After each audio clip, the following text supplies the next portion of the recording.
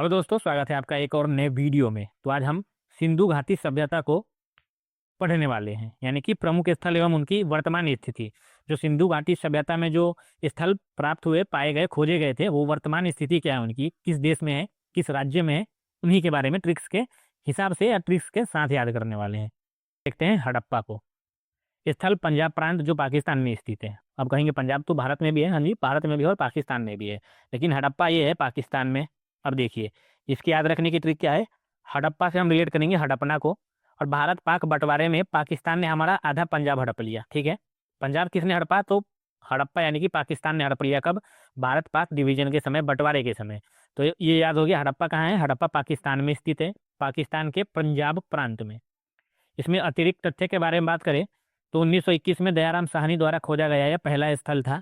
यह रावी नदी के तट पर स्थित है। हड़प्पा किसने खोजा? तो 1921 में दयाराम साहनी ने खोज की हड़प्पा की, और यह रावी नदी के तट पर स्थित है। दूसरा है मोहनजोदड़ो। यह स्थल है लड़काना पाकिस्तान में। सिंध पाकिस्तान, लड़काना जिला जो सिंध में है, और सिंध कहाँ पे है? पाकिस्तान में स्थित है। याद रखने की ट्रिक देखिए एक बार इसको। मोहन एक लड़का है, और लड़का सबसे क्या याद रखना है, लड़का क्या करता है, लड़के जितने भी होते हैं बहुत शरारती होते हैं, लड़ाई करने के लिए ही होते हैं। ये मान लीजिए जहाँ दिखे वहीं शुरू हो गए। तो मोहन क्या है? मोहन लड़का है, और मोहन लड़का है तो लड़ेगा जरूर, यानी कि लड़काना। तो स्थान क्या हो जाएगा? लड़काना जिला जो सिंध पाकिस्तान में स्थित है, मोहनजोदड़ो। इसके अतिरिक्त तथ्य के बारे में बात करें तो सिंधी में इसका अर्थ होता है मृतकों का टीला, मुर्दों का बोला गया, या फिर मृतकों का टीला इंग्लिश में बोला जाता है माउंड ऑफ द डेड। यह सिंधु नदी के किनारे स्थित है। मोहनजोदड़ो सिंधु नदी के किनारे, हड़प्पा रावी नदी के किनारे। ये ध्यान रख लीजिएगा, दोनों किन नदियों पे बसे हुए हैं। अगला है सुतका गेंडोर। स्थान है इसका बलूचिस्तान पाकिस्तान। इसकी याद रखने की ट्रिक तो बात की जाए तो ये है सुताई करना। सुतका से हम रिलेट करेंगे सुताई करना, और सुताई यानी कि पीटना। तो पाकिस्तान हमेशा बलूचिस्तानी को लोगों को पीटता रहता है, सुताई करता रहता है, ठीक है। तो बलूचों को पीटता है कौन? पाकिस्तान। और सुतका गेंडोर यानी कि सुताई करना, सुताई यानी कि पीटना। तो ये कहाँ स्थित हो जाएगा? बलूचिस्तान में स्थित हो जाएगा सुतका गेंडोर। अतिरिक्त तथ्य के बारे में बात की जाए तो यह सिंधु सभ्यता का सबसे पश्चिमी बिंदु है, यानी कि वेस्टर्न मोस्ट पॉइंट है ये सिंधु घाटी सभ्यता का, सुतका गेंडोर। नेक्स्ट है चनहुदरो। ये स्थान है इसका सिंध पाकिस्तान में। इसकी याद रखने की ट्रिक है चाहूँ तो दौड़ू। चाहूँ तो दौड़ू यानी कि सिंध के जो सीधे साधे लोगों को काम करवाना होता था उसके लिए बहुत दौड़ाया जाता था। जैसे आजकल सरकारी काम हो गए, यहाँ पे जाओ, यहाँ से वहाँ पे जाओ। जैसे एसबीआई को रिलेट कर लीजिए ना, पहले 1 नंबर पे जाओ, 2 नंबर पे जाओ, 3 नंबर पे जाओ। तो वही काम ये है चनहुदरो का, सीधे साधे लोगों को दौड़ाया जाता था। तो चनहुदरो सिंध में, सीधे साधे रिलेट कर लिए हमने सिंध से। और अतिरिक्त तथ्य के बारे में बात किया जाए तो यह मनके बनाने का प्रमुख केंद्र था। कौन? चनहुदरो मनके बनाने का प्रमुख केंद्र था। ये मनके हैं, ये देख लीजिए। यहाँ कोई भी दुर्ग स्थित नहीं था। तो अगर पूछ लिया जाए कहाँ पर एक भी या फिर कोई भी दुर्ग स्थित नहीं था, तो चनहुदरो में कोई भी दुर्ग स्थित नहीं था। लोथल कहाँ है? अहमदाबाद गुजरात में। ट्रिक, लो थाली। अगर कोई अपनी खाने की थाली आपको दे रहा है तो कहने का मतलब ये है कि वो बहुत अहम है, अहम बात है। अहम बात है ना, यानी कि अहमदाबाद। तो लोथल कहाँ है? अहमदाबाद में है। लो थाली, मेरी थाली से खा लो। तो वो बहुत अहम बात बोल दी उसने। तो तथ्य यह सिंधु घाटी का प्रमुख बंदरगाह था।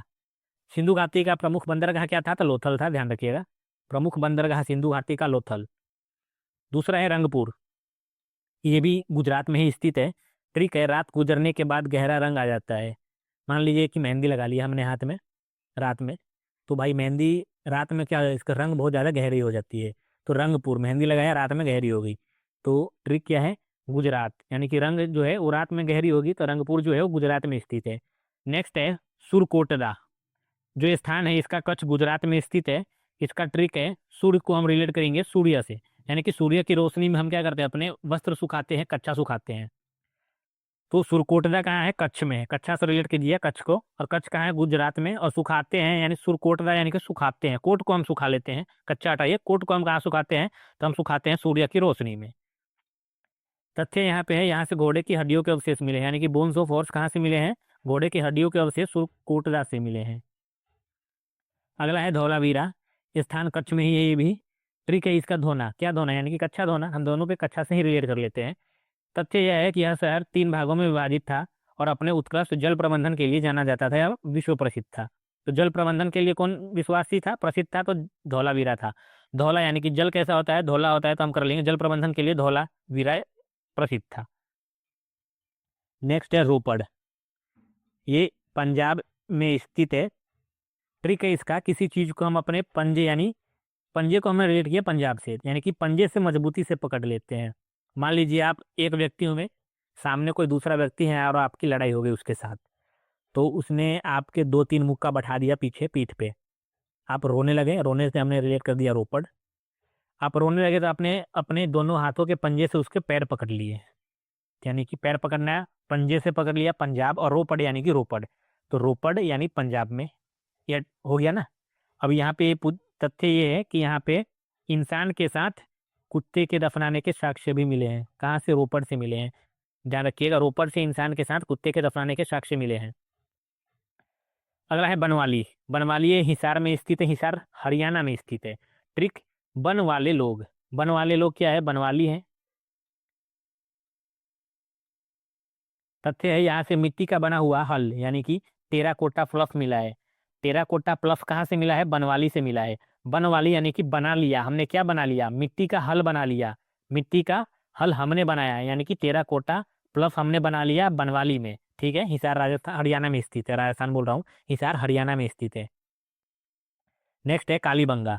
तो कालीबंगा ये गंगानगर हनुमानगढ़ जो राजस्थान में स्थित है। कालीबंगा ये यहाँ पे, कालीबंगा क्या बोलते हैं? चूड़ियों, काली चूड़िया। ठीक है, कालीबंगा बंगाल की काली माता गंगा यानी कि गंगानगर के तट पर विराजमान है। ये ट्रिक है, लेकिन हम ऐसे भी कर सकते हैं, कालीबंगा कहाँ है? तो कालीबंगा राजस्थान में स्थित है, राजस्थान गंगानगर और हनुमानगढ़ में।